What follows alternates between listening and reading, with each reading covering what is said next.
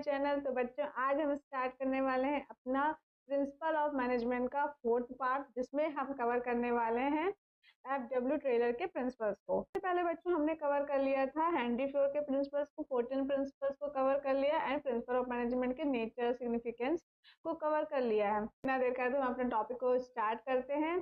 सबसे पहले हम थोड़ा सा समझ लेते हैं डब्ल्यू टेलर के बारे में। इनका पूरा नाम क्या है? Frederick Winslow Taylor. इनका बर्थ हुआ था 1856 में, ठीक है।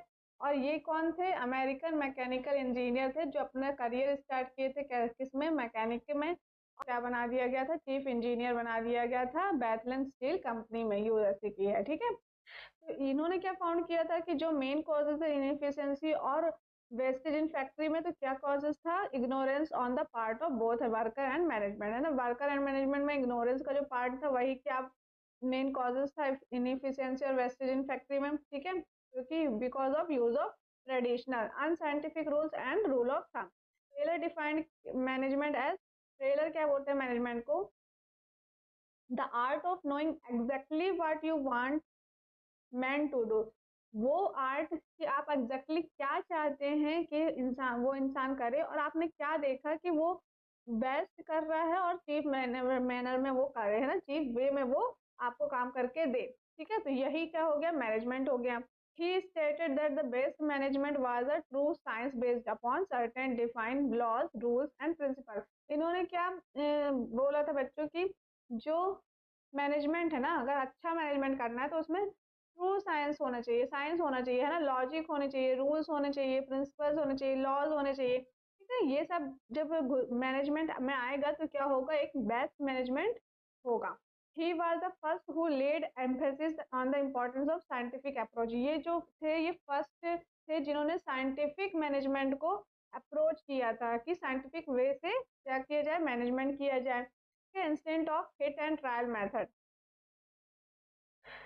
हिट और ट्रायल मेथड को छोड़ के क्या किया जाए? साइंटिफिक मैनेजमेंट को। His philosophy and ideas are given in the book. इनकी एक बुक है बच्चों, प्रिंसिपल ऑफ साइंटिफिक मैनेजमेंट, उसमें इनकी फिलोसफी और आइडियाज को दिया गया है। For his contribution he is also known as father of scientific management. इनके इन्हीं कंट्रीब्यूशन की वजह से इन्हें क्या कहा जाता था? Father of scientific management. Scientific management क्या है? तो the use of scientific principle and techniques, है ना, साइंटिफिक प्रिंसिपल और टेक्निक्स को लगाना मैनेजर फंक्शन में, अलग अलग मैनेजर फंक्शन में साइंटिफिक प्रिंसिपल और टेक्निक्स को लगाना ही क्या कहलाया? साइंटिफिक मैनेजमेंट कहलाया, है ना। साइंटिफिक जैसे प्रिंसिपल बनाना, रूल्स लगाना, ये सब क्या कहलाया? साइंटिफिक मैनेजमेंट कहलाया। It is an art of knowing exactly what you want your employ. ये क्या है? ये कैसा आर्ट है? आप एग्जैक्टली अपने एम्प्लॉय से क्या चाहते हो और क्या वो आपको बेस्ट दे रहा है, चीप वे में दे रहा है, यही क्या कहलाता है? मैनेजमेंट कहलाता है। It involves the study of each activity in detail and doing the work in such manner. इसमें क्या इन्वॉल्व होता है कि एक्टिविटी का डिटेल में स्टडी करना, वर्क का करना और इस मैनर में करना कि वो वर्क इफेक्टिवली और इफिशियंसी के साथ कंप्लीट हो। ये था इनका थोड़ा सा इंट्रो और साइंटिफिक मैनेजमेंट का। तो थोड़ा सा आप इन लोग इसको देख लीजिएगा, कुछ पूछ सकता है, ठीक है। हम चलते हैं इनके 4 प्रिंसिपल के ऊपर, है ना। 4 प्रिंसिपल क्या है? फर्स्ट है science not rule of thumb. Management क्या है? साइंस है, ना ही कि रूल ऑफ थंब है। हार्मोनी है, नॉट डिस्कॉर्ड। कोऑपरेशन है, not individualism. Development of worker to their greatest efficiency and prosperity. तो चलिए इनको हम डिटेल में देख लेते हैं कि science not a rule of thumb क्या है।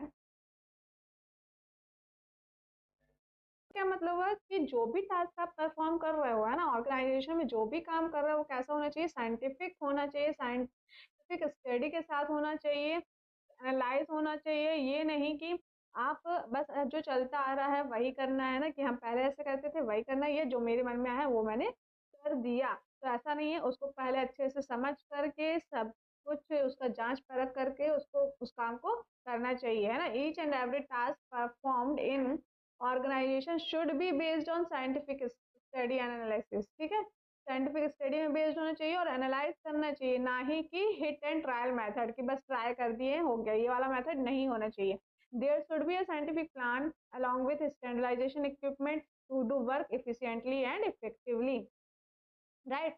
Hence to simple the task and promote in its performance new techniques method. ठीक है, जो भी टेक्निक्स है, नई नई टेक्निक्स आती हैं, जो जो मेथड्स आती हैं, उन सब का यूज करके हमको अपने ऑर्गेनाइजेशन को क्या करना है, डेवलप करना है। ठीक है, ना ही कि हम ये यूज करें कि जो चलता आ रहा है पुराने में वही हम यूज करें। ठीक है ना, तो not a rule of thumb हो गया।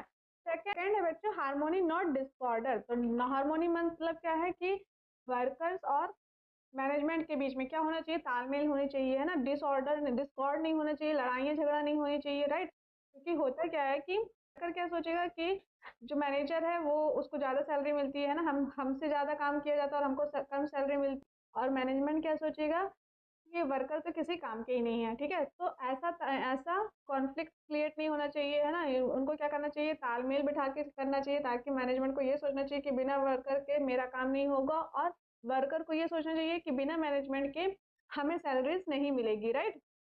तो ये सब तालमेल बैठा करके काम करना चाहिए, है ना। तो ऑर्गेनाइजेशन गोल को क्या होगा, अचीवमेंट मिलेगी। Should be complete harmony between management and worker, है ना।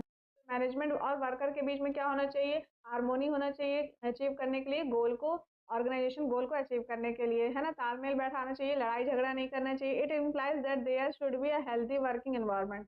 इससे क्या होगा, एक हेल्दी वर्किंग एनवायरनमेंट क्रिएट होगा। In order to respect each other rules and avoid the any kind of conflict. कोई भी कॉन्फ्लिक्ट को अवॉइड करना चाहिए। ठीक है, एक दूसरे की रिस्पेक्ट करना चाहिए। तो टेलर क्या कहते हैं कि complete revolution in management policies, mental revolution, इसको क्या कहते हैं, मेंटल रिवॉल्यूशन कहते हैं, ताकि दोनों अच्छे से काम कर सके।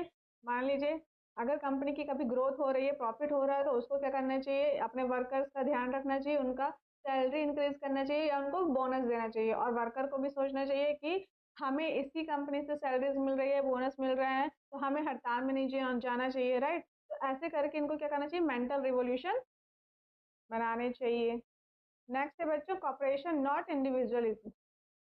अब ये थर्ड है ना बच्चों, कॉपरेशन नॉट इंडिविजुअल मीन्स ये क्या है, ये जो हमने पीछे पढ़ा है हार्मोनी नॉट डिस्कॉर्ड, उसी का क्या एक्सटेंशन है। तो ये क्वेश्चन भी आता है कि which principle is an extension of principle of harmony not Discord. तो क्या होगा, कोऑर्डिनेशन एंड इंडिविजुअलिज्म, है ना। कि इसमें ये एक स्टेप आगे बढ़ जाता है। इसमें क्या होता है कि उसमें हम सिर्फ सोचते थे, है ना, कि हमें ऐसा करना है, बट इसमें हम क्या करेंगे, इम्प्लीमेंट करेंगे, है ना।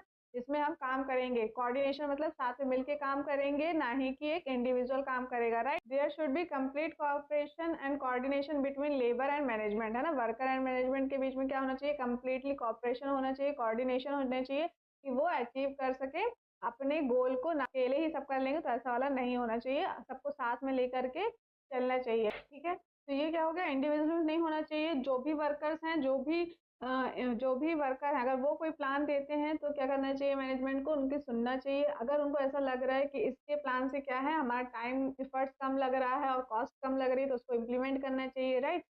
और उनसे पूछना चाहिए, एनकरेज करना चाहिए कि उनका जो सजेशन है वो फॉलो किया जा सके। ठीक है, वर्कर्स को भी ऐसे फालतू की डिमांड नहीं करना चाहिए और ना ही कि स्ट्राइक में जाना चाहिए। हो गया क्या, कॉपरेशन, सबको साथ में लेके काम करना, ना ही कि इंडिविजुअल वाला, है ना। काम कर रहे हैं, वर्कर को साथ में लेके करेंगे, उनकी सुनेंगे भी कि वो क्या प्लान बताना चाह रहे हैं, राइट।